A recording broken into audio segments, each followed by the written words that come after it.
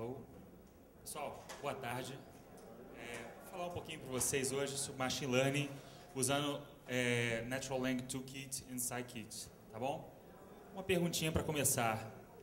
Does anybody here just speak English? Todo mundo português? Português? Maravilha, né? Não sabia nada de inglês mesmo, então tá ótimo. Pessoal, então vou fazer uma apresentação aqui rápida, tá? Meu nome é Heraldo Borges. Eu sou formado em Ciência e Computação pela UF, tá? Diz então que eu sou cientista. E eu estou terminando mestrado agora na área de otimização de algoritmos e aprendizado de máquina pela PUC-Rio. Para quem não conhece, é a Universidade Católica aqui do Rio de Janeiro, tá? Então, gostaria primeiro agradecer a votação, quem votou aí na minha palestra. Fico muito feliz, tá? E aí, falando sobre votação, eu fiquei um pouco feliz e um pouco assustado, né? Essa área de Machine Learning, ela tem crescido bastante, então a gente tem visto vários tutoriais e vários tutoriais, vários congressos aqui no Brasil e aumentando de número, né? É uma coisa que não acontecia há uns 6 anos atrás e agora a gente está tendo um espaço maior até em eventos como o Python Brasil, tá?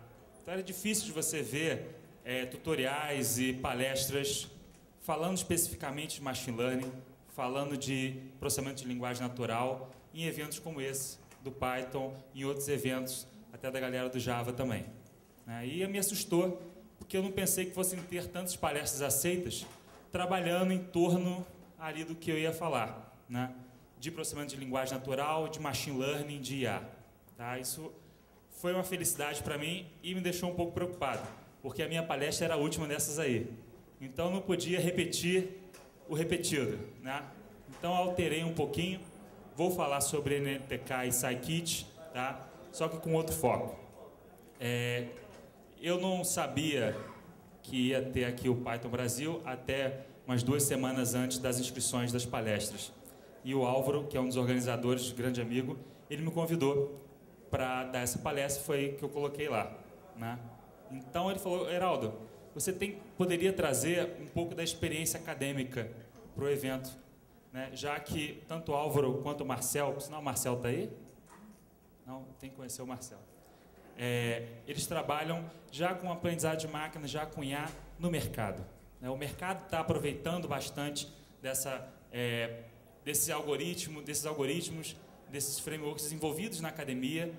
Os 2 NLTK e o Scikit foram desenvolvidos na academia e o mercado está trazendo isso, aproveitando essas ferramentas para construir programas, softwares melhores e otimizar alguns problemas que encontra, tá? Então eu vou falar um pouquinho da minha experiência acadêmica e jogar a semente, tá? Há uns 7 anos atrás eu fui numa palestra e alguém jogou uma semente e eu estou colhendo os frutos hoje. Então eu quero trazer mais alguém aqui também para a área de Machine Learning e a área de IA, tá? Sei que tem muita gente aqui que já trabalha com Python, já está no mercado, mas tem muita gente que às vezes falta um chutinho para ir para a área acadêmica e ser feliz lá também, tá? Ganha menos, mas também tem felicidade. Bom, em 2007, vou falar rapidinho e eu vou chegar lá na parte boa daqui a pouco, tá? Em 2007, eu fui convidado por um professor lá na UF para trabalhar no primeiro laboratório que a Petrobras criou lá em Niterói, o AdLabs, que é um laboratório que trabalha com inteligência artificial atendendo às necessidades que a Petrobras trazia, tá? Então a Petrobras tinha diversos softwares que os engenheiros não conseguiam desenvolver, ou às vezes conseguiam desenvolver, mas com a taxa de ganho, uma taxa de acerto muito pequena. Então ela precisava de um corpo, de uma galera de IA para desenvolver aquilo ali.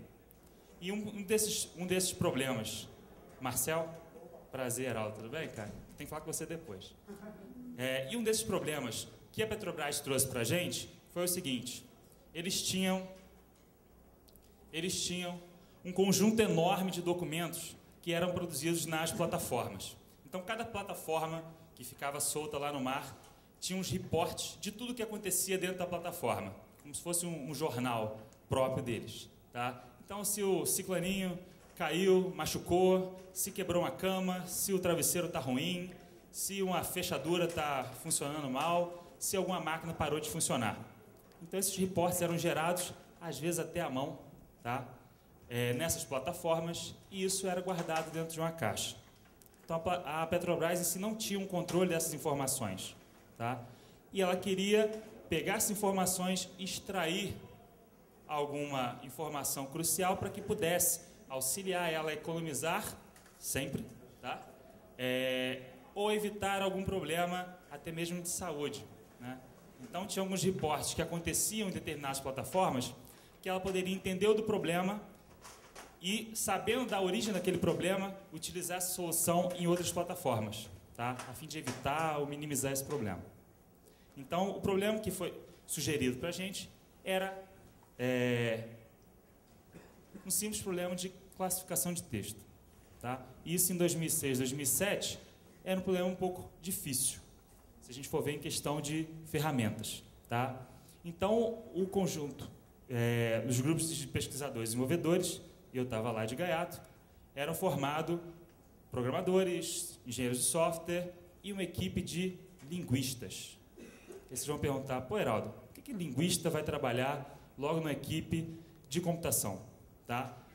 Então, lá em 2007, a gente tinha necessidade de informações das estruturas linguísticas em que nenhum software conseguia, nenhum entre aspas, né? Mas, em geral, os softwares não conseguiam extrair. Tá? Então, tínhamos esse problema. Então, lá no início, quem iria fornecer para a gente a informação referente a esses textos, extrair informação linguística, estruturas sintáticas, semânticas, para que os nossos algoritmos conseguissem fazer a classificação, eram os linguistas. Tá? Então, dependíamos da mão de obra de um linguista, que é caro, né?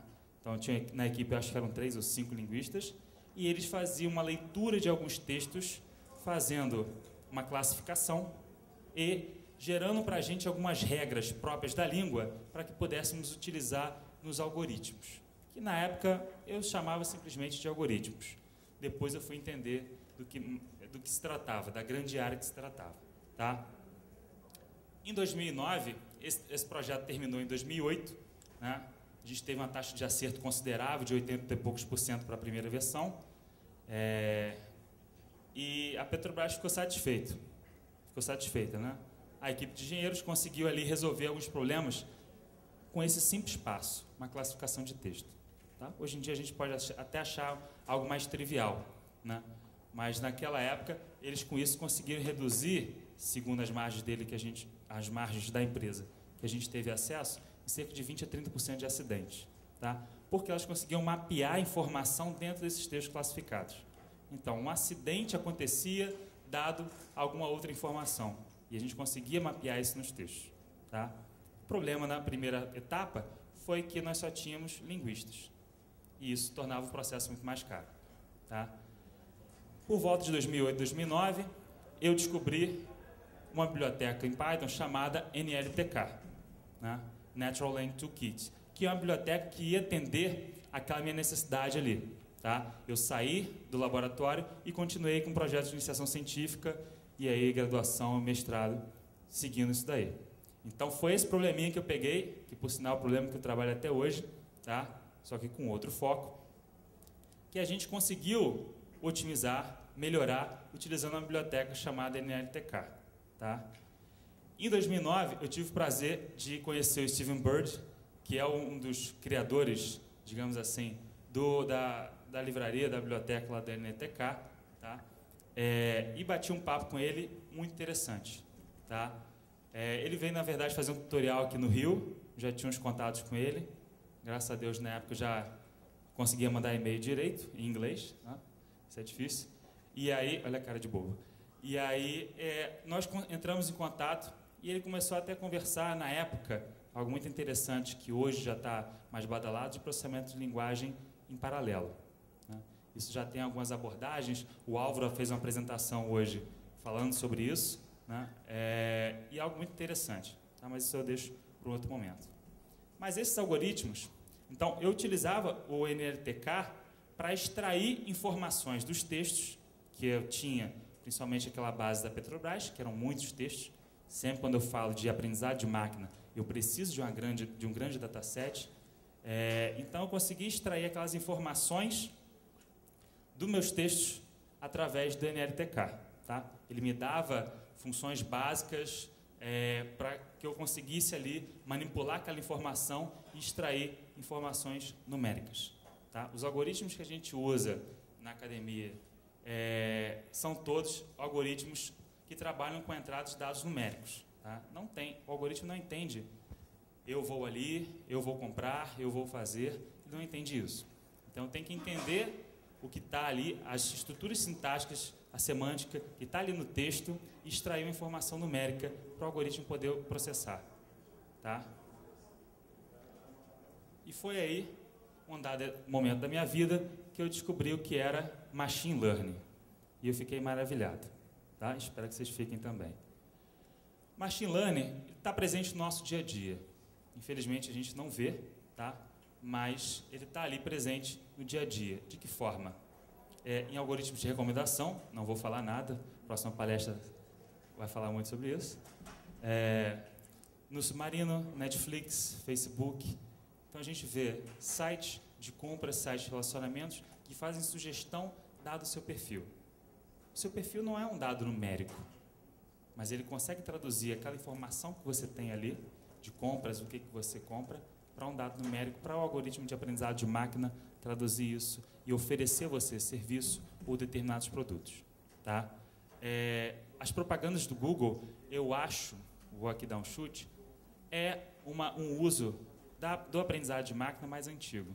Eu não vou datar nenhum, mas um que eu me lembro que já há muito tempo eram as propagandas do Google. Então ele fazia um processamento em cima do seu e-mail, via algumas palavras relacionadas, na época traduzindo apenas com palavras-chave, e usava essas palavras-chave para identificar propagandas que ele tinha ali na sua listagem que eram mais favoráveis ou propícias para você, para te vender. Né? Às vezes nunca acerta, né? Nunca mesmo, mas naquele momento ele utilizava um processamento bem básico de processamento de linguagem. Né? Hoje a gente já consegue traduzir isso em camadas mais altas e consegue um acerto maior. Tá? E outra ferramenta que a gente usa no nosso dia a dia, que está bem comum, né, é identificador de spam. Né? E isso foi uma grande sacada do Google. Quando a gente vai trabalhar com aprendizado de máquina, eu preciso de uma grande base de dados. Tá? O Google não tinha base de dados de spam. Então, o que ele falou? Olha, vou criar um botão, colocar um botão lá no e-mail para que o usuário me diga quando é spam ou não é spam. Tá? E essa foi a grande sacada. Imagina que o Google tem milhões e milhões de usuários e milhões de usuários mandando para ele quem é spam e quem não é spam. Então, ele conseguiu criar uma base de dados enorme de spam e treinar o seu algoritmo de aprendizado para poder, mais uma vez, classificar quem é ou quem não é. Quem está numa classe A, numa classe B, numa classe C. Tá? Essa foi uma das grandes sacadas do Google. Bom, aprendizado de máquina é só texto, recomendação, web? Tá? Não. Aprendizado de máquina é um mundo muito maior. Tá? E aí, um dos exemplos recentes é da Curiosity. Tá? A NASA mandou essa nave para dar uma passeada em Marte, mas é uma máquina que, bom, pelos motivos lá que a NASA sabe, que tem um processamento, tem uma storage muito pequena.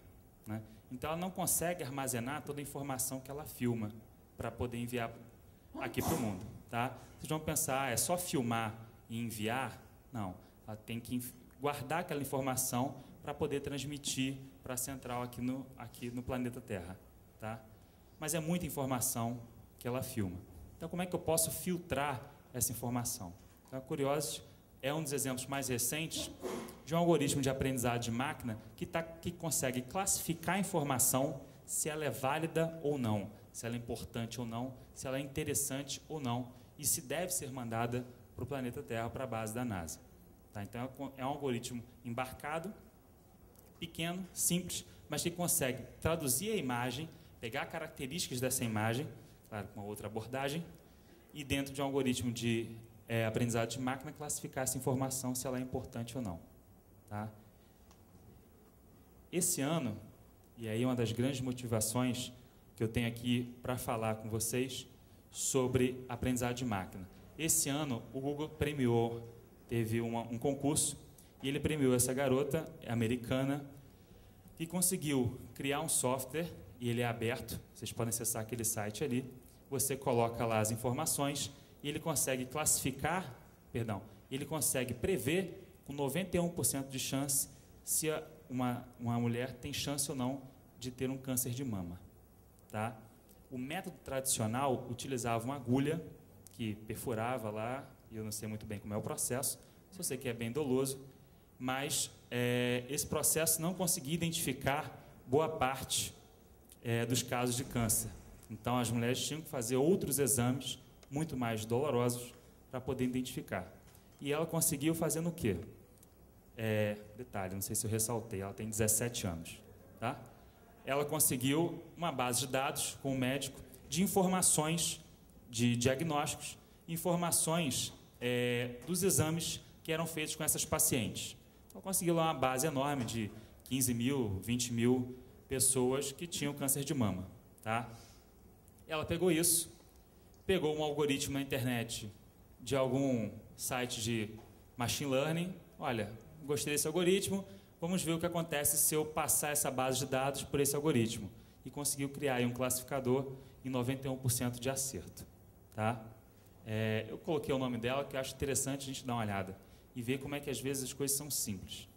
Às vezes a gente pensa, inteligência artificial, é uma cambada de nerd fechado no laboratório, criando um algoritmo e muito trabalho, muita matemática. Não é bem assim. Tá? As coisas são muito mais simples do que a gente pensa. Às vezes a gente tenta engrossar um pouco o caldo para dizer que aquilo é difícil, mas não é. Tá aí o exemplo, uma menina de 17 anos pegou uma biblioteca, rodou um dataset e conseguiu aí ajudar muita gente. Tá? E ela conta mesmo até um caso de vida dela, um parente e tal, que tinha câncer e o que motivou ela a trabalhar com essa área. Tá? E é por isso que eu digo, machine learning não tem essa matemática absurda. Até tem, mas é um nível muito lá embaixo. Tá? Eu tenho umas camadas aí que a gente às vezes fala nos congressos, né, de nível de complexidade. A questão é usar, e você pode ser apenas um usuário, como ela foi. Então, eu pego uma biblioteca que está aí pronta, desenvolvida, como o Scikit, e consigo ali, com o meu dataset, testar e conseguir alguns resultados bem interessantes. Eu posso só implementar, então eu uso essa biblioteca já na parte da programação.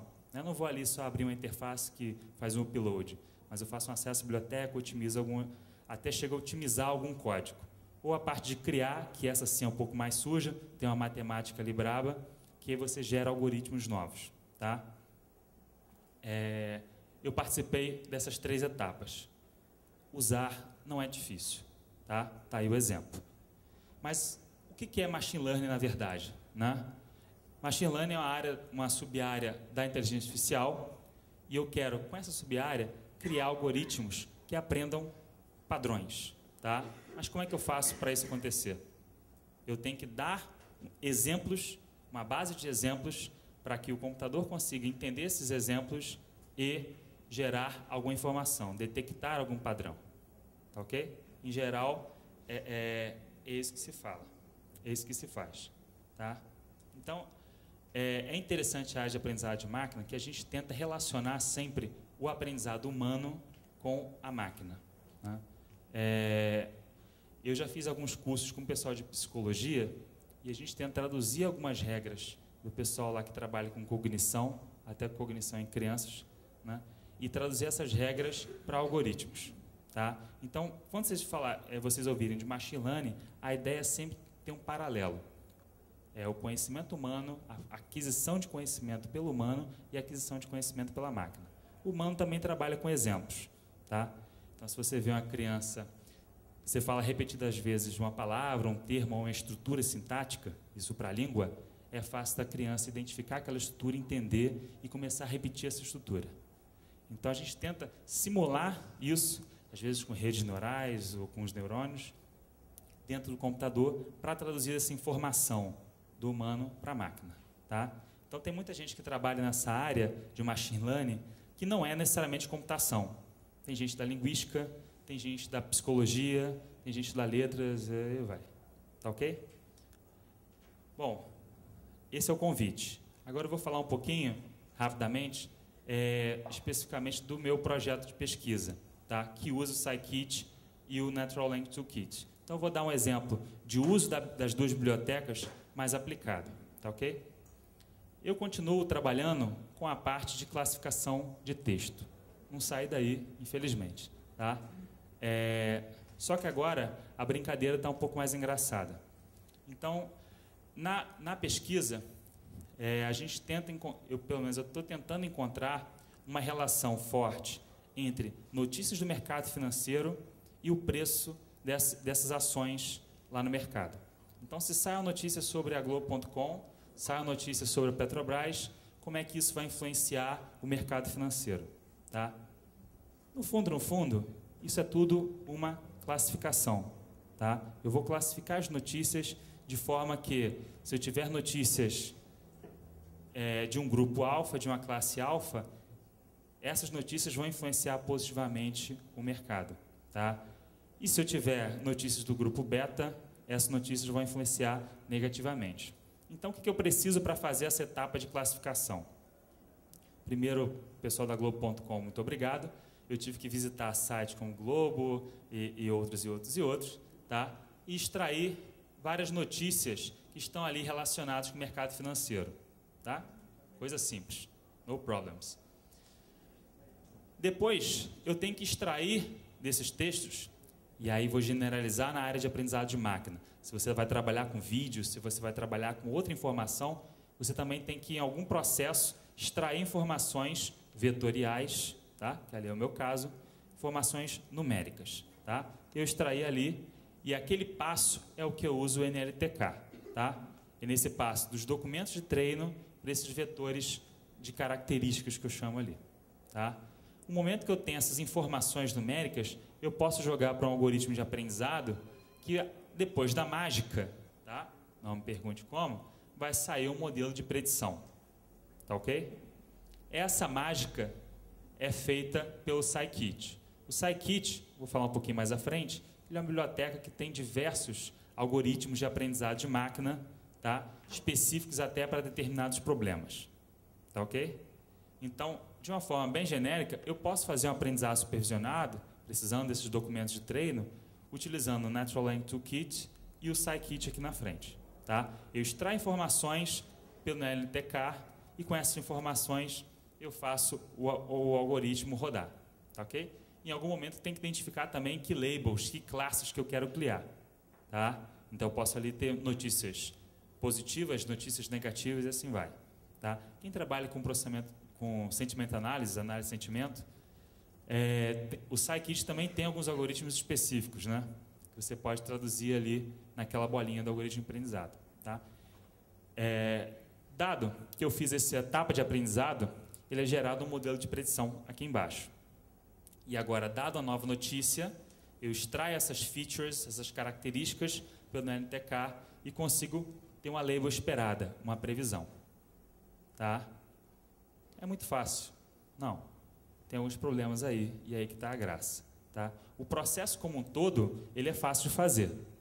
Você chama a biblioteca ali, ela vai sair um vetorzão para você, você chama outra biblioteca e ela gera um modelo de predição, tá? O problema disso está nos documentos, na sua base de entrada. A grande graça é você conseguir identificar que características você tem que extrair.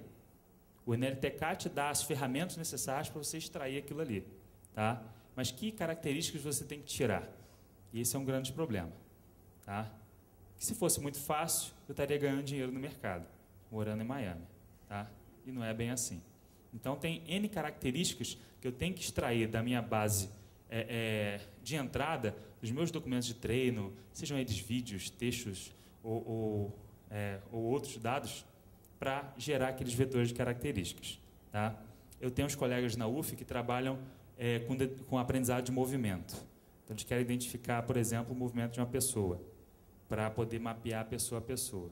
Como se fosse identificação de voz, só que para movimento, né? Dado um movimento, eu sei que é dele ou não é dele, né? Coisa do gênero. Então, outro tipo de dados. Às vezes já vem numérico. Mas que características eu tenho que extrair dali para poder fazer esse aprendizado? Tá ok, gente?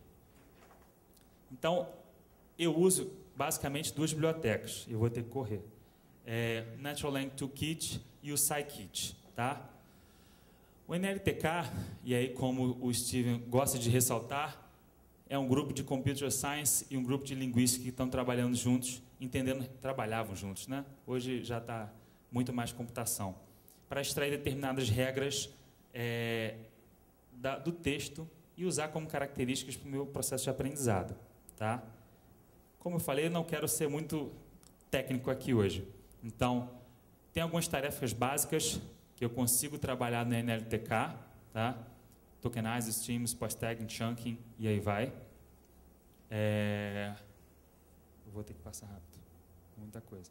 Bom, vou só fazer uma propaganda. Tokenizer, isso aí, até a própria linguagem faz, mas você pode usar o do NLTK, que é interessante. Isso aí é uma coisa errada ali. O post-tagging e a parte do chunking, o NLTK ele foi desenvolvido basicamente para o inglês, tá?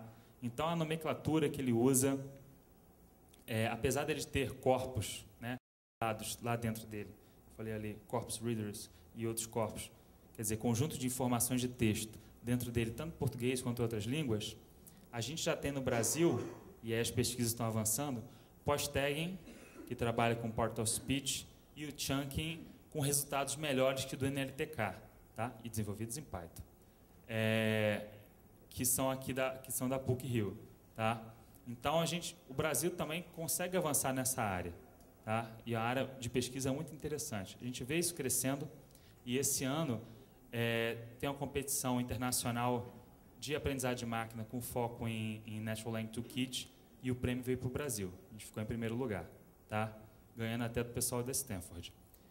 Então é uma área muito interessante você pegar essa biblioteca e dar um start, conseguir abrir aquele código, aquele algoritmo e otimizar isso daí na parte da matemática, né? Dar um ajuste.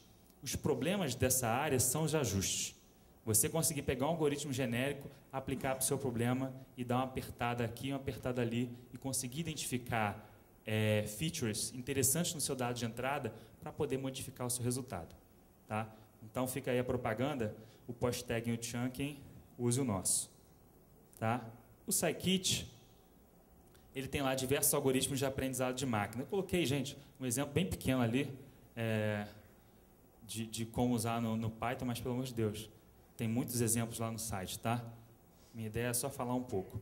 Mas o que eu uso, basicamente, e é um dos algoritmos que aquela menina americana utilizou, é o SVM, tá? Vou falar rapidinho. Com o algoritmo de SVM, quando eu quero fazer uma classificação, eu consigo extrair naqueles meus vetores de característica, informar para o meu algoritmo de aprendizado determinados padrões em que o algoritmo consegue gerar subespaços dentro do meu espaço maior, tá? Então, dada a informação nova, eu consigo saber se essa informação vai estar dentro de um subespaço ou se ela vai estar dentro do outro subespaço. Se vai ser bolinha preta ou bolinha branca, tá? É um classificador aqui, no caso, binário. Então, o SVM é um exemplo dentro dos meus classificadores, dos algoritmos classificadores, simples e fácil de utilizar, tá? O Scikit, ele tem várias versões do SVM, tá? Tem a libsvn, que é uma das mais utilizadas, tá? Mas aqui até eu coloquei o exemplo usando o SVC, que é uma das implementações que tem. Gente, desculpa. Bom, mãos à obra, tá? A gente está numa era que a informação está aí disponível. Big Data. A informação está aberta. Nós, como cientistas, como programadores, como desenvolvedores, temos a missão, então, de identificar esses dados e conseguir traduzir isso para um benefício para a humanidade, tá? De que forma eu posso pegar essa informação e, mesmo sabendo superficialmente um framework, uma linguagem, uma biblioteca, utilizar isso para traduzir em algum aprendizado e alguma predição para poder salvar vidas, por exemplo. Tá bom? Pessoal, agradeço. Fique aí à vontade. Alguém quiser fazer alguma pergunta e de me mandar um e-mail. Pois não.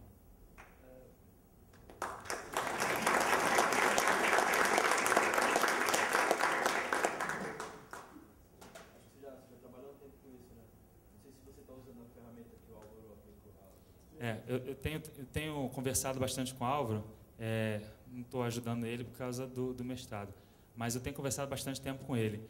Ele está trabalhando com a ferramenta lá da FGV, que eles estão desenvolvendo, que é muito parecido com o que o pessoal da NLTK está tentando desenvolver agora, né? De traduzir o processamento de linguagem para paralelizar o processamento de linguagem. Tá? Isso é um problema muito grave, gente, porque a informação de texto ela é grande, tá? E não é uma coisa muito paralisável, um problema como um todo. Quem já estudou aí concorrência e tudo vai perceber que às vezes é muito sequencial. Tá? Então, determinados problemas, que é o que ele está abordando lá, ele consegue paralisar. Tá? Então, eu tenho acompanhado lá o que eles estão fazendo.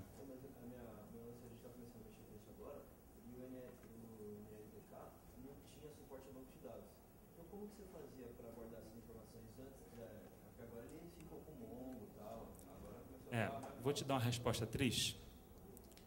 O algoritmo de aprendizado ele precisa daquela informação muito rápida. Tá? Arquivo texto. A informação de texto ela não ficava, claro, no arquivo texto. Né? A gente pegava lá pelo Python num banco de dados qualquer, depois de fazer um crawler e obrigado Globo.com. A gente pegava essa informação, né, e fazia ali um processamento. Depois disso processado, esses vetores que eu utilizava ali, informação, a gente salvava em arquivo texto. Por quê? O algoritmo de aprendizado capta aquilo muito rápido. Não podia ficar perdendo tempo no select. Gente, tem algoritmo que demora uma semana para rodar. Né? Não é brincadeira, não. Então, esse do campeonato mundial aí, tinha um algoritmo que demorava, sei lá, 5 dias para rodar. Tá? Então, imagina se ficar fazendo select toda hora, dá uma quebra no banco, você perdeu seus 4 dias de trabalho. Né? Então, aí tem um paradigma aí também. Mais uma pergunta, gente? Obrigado.